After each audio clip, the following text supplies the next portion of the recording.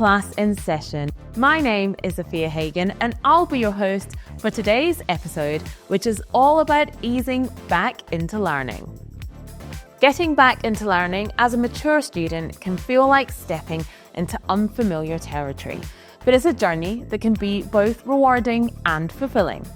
Mature students often have to silence that inner critic, that little voice that tells them they can't do it. Whether you're returning to education after a long break or pursuing further studies later in life, this episode of Class in Session will act as a guide to help you ease back into learning.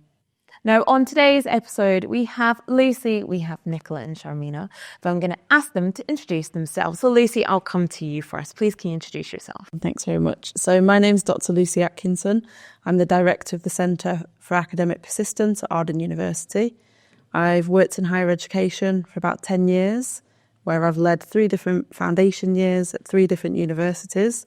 And I'd say that I'm an advocate for access to university and really ensuring that students can achieve once they get in the door, and then obviously after they graduate as well. Thank you very much, Lucy. Nicola, great to have you. Can you introduce yourself? Yeah, so I'm Nicola Frampton. I'm the Insight Manager at Student Minds, which is the UK's student mental health charity.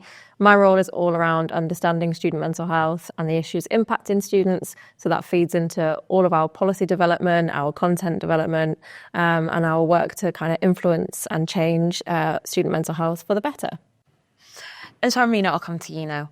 Hi, my name is Sharmeena Waseem. I'm a third-year student at Arden University studying accounting and finance with foundation year. Thank you so much for joining us. It's a real pleasure. Okay, Lucy, I'm going to come to you first. From your experience, what are common challenges that students face when entering university after a long time, like maybe after Sharmeena, after having a break from education? Thank you. So I think some of the issues are similar if you're a mature student, but also a younger learner coming into university, and I'll cover those first. I think they can be very centred around financial uncertainty. You know, taking on a degree programme it's not easy, it's quite daunting, it's quite challenging. And I also think that can change your circumstances slightly. And students, from my experience, have always struggled with that. I think one of the other things that students will continue to have challenges with is time management and the academic preparedness for coming into university, because they may feel that they don't belong, it's not for them.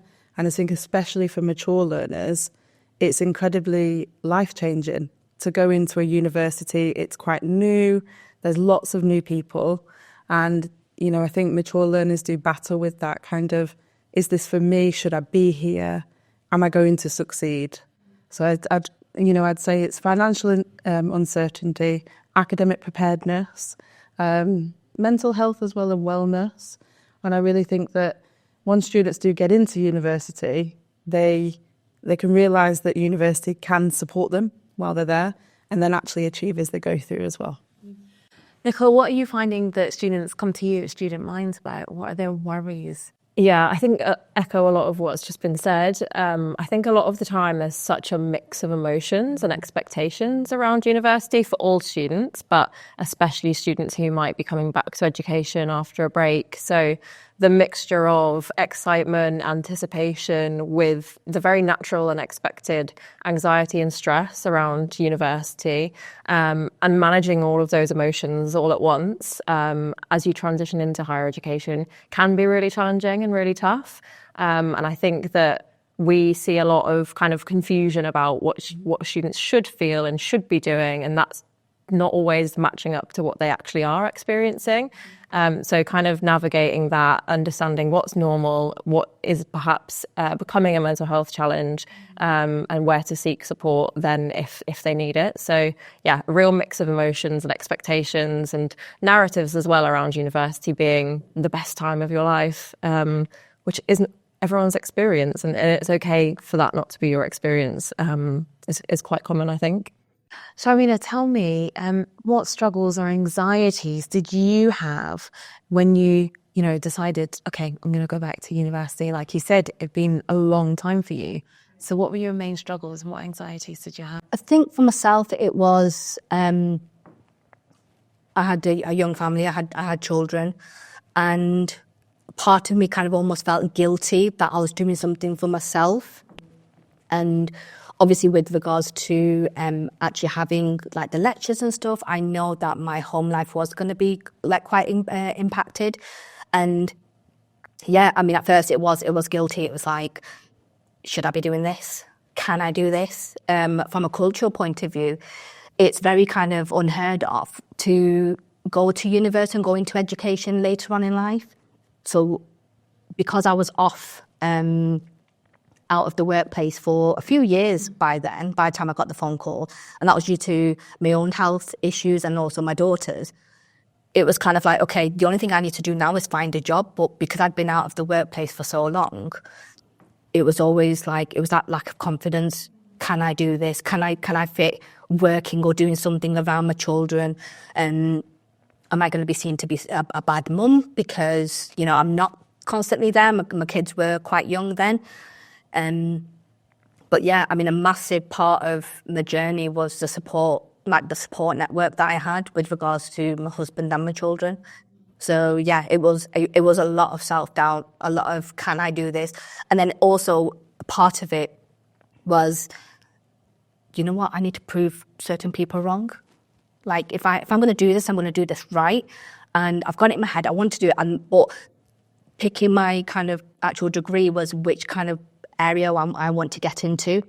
So it was kind of almost like, you know what, I'm going to step out of my comfort zone.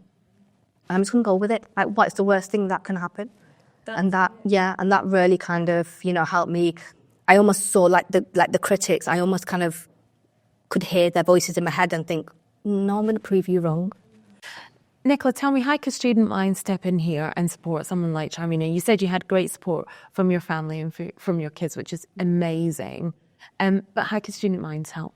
Yeah, so we kind of take a two-pronged approach to supporting students. So we have direct support for students via our Student Space platform, where students can find lots of advice and information and content that's written by psychological wellbeing practitioners that really advises students on managing that transition and kind of supporting yourself through that period of time and supporting your wellbeing, where you can find advice, where you can also find support at your university as well. So we have that. And then Student Minds is also working to try and challenge the higher education sector to be more inclusive and welcoming and accessible to such a diverse range of students now. So we're really working hard to kind of create a sector that does support everybody. So that's through our University Mental Health Charter programme and framework as well. So that's kind of what we're doing to both support students but also kind of create a healthier culture for everyone as well.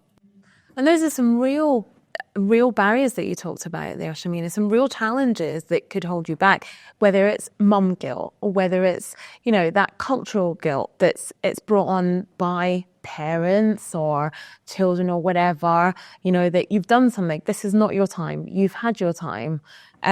Mum guilt is it's so real, isn't it? That thought of, should I be doing something for myself? What about my kids? But then we also think to ourselves, it's a great opportunity to show them, isn't it? What mum is capable of, what mum can do, but also what they can be capable of, what they can do as well. How can universities step in here and help students ease into their course, transition into university in a way that's going to show them that, look, we're here to support you in whatever barriers you're facing, but also we're here to help you fly and be the best that you can? So I think it was a great question. I'd say one of the things that universities have been doing for quite a long time now is the foundation years, which obviously you've got to kind of nearly the end of your degree programme. So with those foundation years, students can come onto the programme where they might not have the qualifications to go onto the 3-year degree programme. So they will do that foundational year to really support with their academic skills, a little bit of subject knowledge and content. But the plus is really they're studying in a university. So you're getting all of that experience before you actually start the degree programme. And I do feel that that is a mechanism that really allows to kind of break down barriers for students. And also we do find that some students will come onto a foundation year where it's just about confidence. They might actually have the qualifications to go onto the 3-year, But actually, because of circumstance, because of their life story, their experience, they really want that additional year, that additional step to kind of get things wrong. If, you know, you can get things wrong at that point. And then it's about really kind of the university having the right support, the right programme, the right modules to really support the students succeed as they do progress through the degree programme. Sharmeena, how was your foundation year for you? Mine, I feel like it was a stepping stone for me to be able to go into that journey. It just as it was mentioned, that I saw it in the sense that, you know, when you're going to buy a car, you won't just go and buy the car without giving it a bit of a test drive first. And I saw the foundation year as almost having that test drive first, seeing how I get on with regards to turning up to lectures, with the assignments being set, how's that going to fit with my family dynamics. And it was kind of like, it kind of gave me the opportunity to be able to work on the study skills side of things, because I was the type of person that the sky is blue and the sky is blue and that's it. We don't need to overthink it. It is what it is. And so I wasn't like a critical thinker at all. And a lot of obviously assignment writing and studying the degree, you need to kind of think a little bit outside the box. So what foundation year gave me was that opportunity to work on these skills, but without the pressure that it's going to go towards my final actual degree qualification. So I was able to kind of like focus on myself, be able to build those good habits with regards to essay writing, turning up to all the lectures, being attentive, doing the homework that was set, and then also attending these like extra sessions for study skills, whether it was referencing, whether it was actually how to critical think and things like that. So it kind of like, I was able to kind of work on myself, but then in that classroom environment. So it kind of gave me that kind of scope for me to be able to go to a classroom, sit in front of a teacher again, because I hadn't done that for a good number of years. I think it's coming up to over like 2 decades. So it was able for me to kind of mentally prepare myself, because I knew that once I'd finished foundation year, that's when like the real work was going to kind of begin.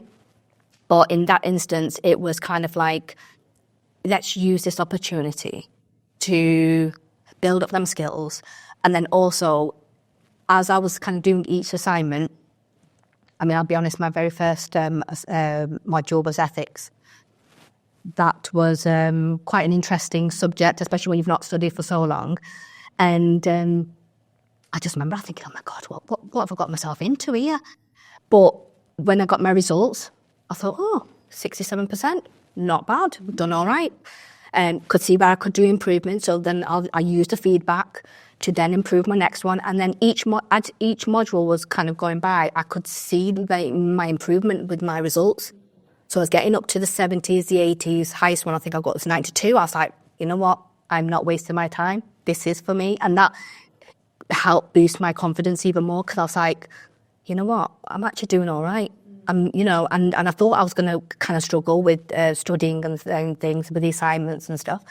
But just seeing them numbers kind of build up, getting that feedback from the lecturers, having that little support network within the students, we set up a WhatsApp group and stuff. All of that kind of helped with my foundation year journey, in the sense that it helped to boost my confidence, and, you know, we were able to kind of support each other. So I find it was very important for my journey. And Nicola, how valuable can foundation years be for students?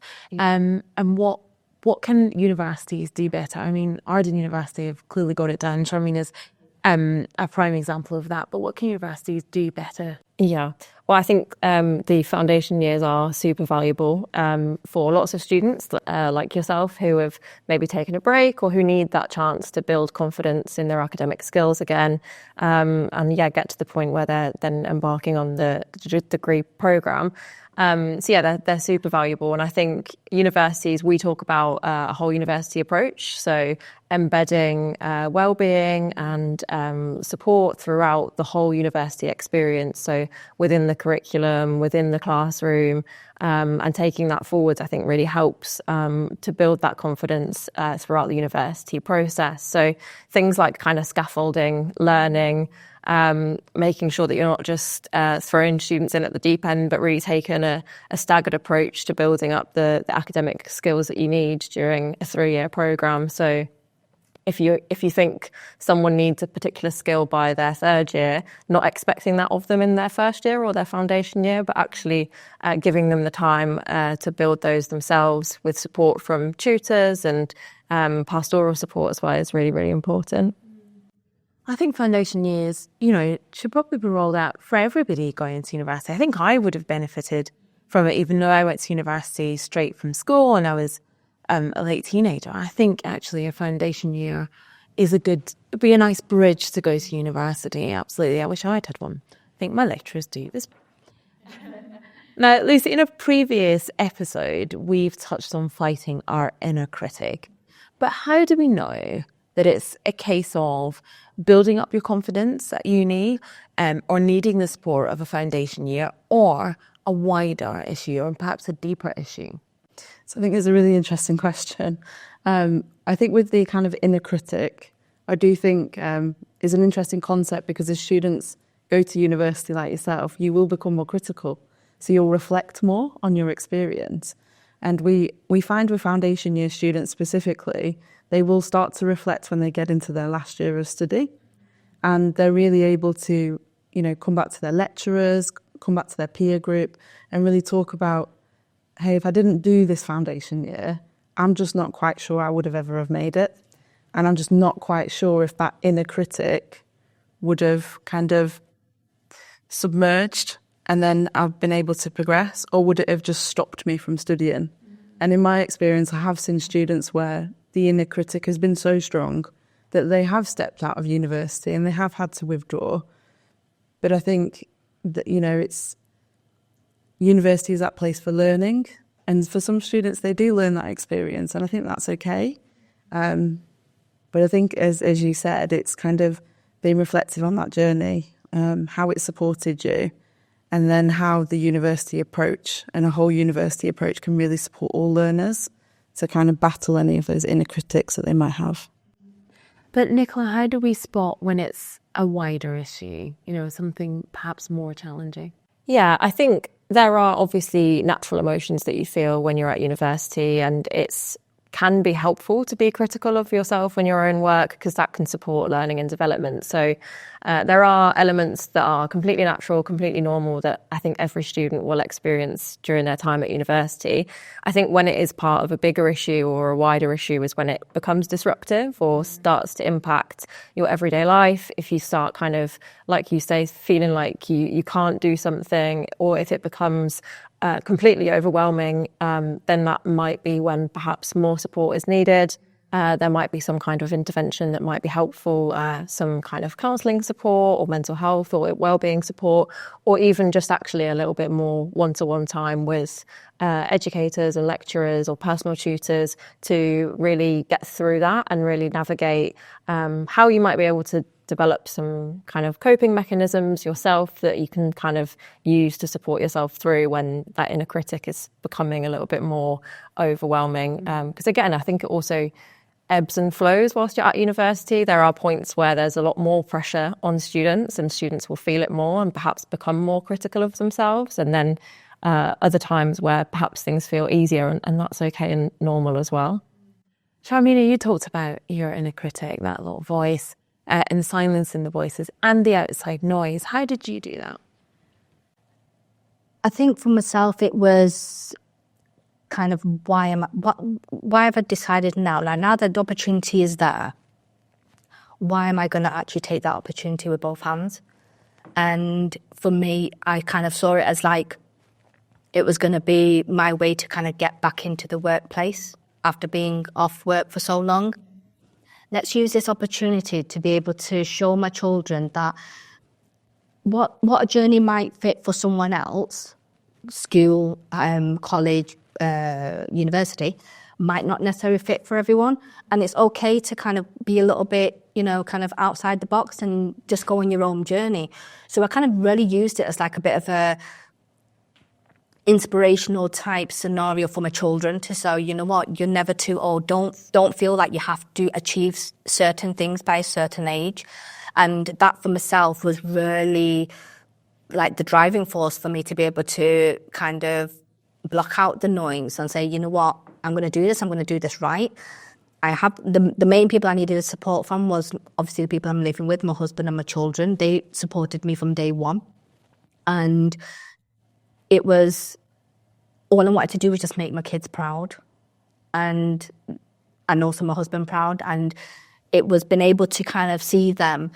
And, I'm sat at my desk and they're like, oh, mummy, what are you doing? I was like, oh, I'm doing homework. And they're having a little bit of a giggle. Oh, gosh, mummy's got homework. Let's not disturb her. It was just nice to be able to for them to see that, you know what, it's okay if things don't happen at certain ages. Go with the flow, see what works for you, and, kind of go make your own path.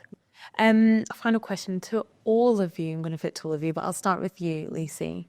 What would be your final piece of advice or a few pieces of advice, some top tips for people going back into learning? Okay, so I'm going to go with what I used to tell my students when I used to teach them. And I used to kind of say at every class at the very end, it's ask for help. And I've always felt that students can feel quite guilty in asking for additional help, additional questions, whether that's a one-to-one, whether it's how do I book this, how do I do this, can you help me with my assignment? And I've just always said to students, that's our job. We've chosen to be in education. We see ourselves as educators, but we also care. And I've always found that when you do care about the students, that then is reflected and the students will ask for that help. So I'd say my top tip, and has always been my top tip, is just ask. Because if you don't ask, we don't know. And then we've got to kind of find out in other ways, etc. And we can do that at university, but it's much harder. And then my other bit of advice would be for any university student is to take all of the opportunities that university gives you and to use them.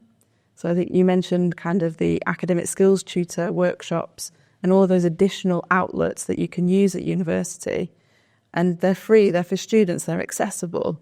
And I think if we can get that across to students during that 3-year or the 4-year period, however long the programme is, that can also really help the student achieve.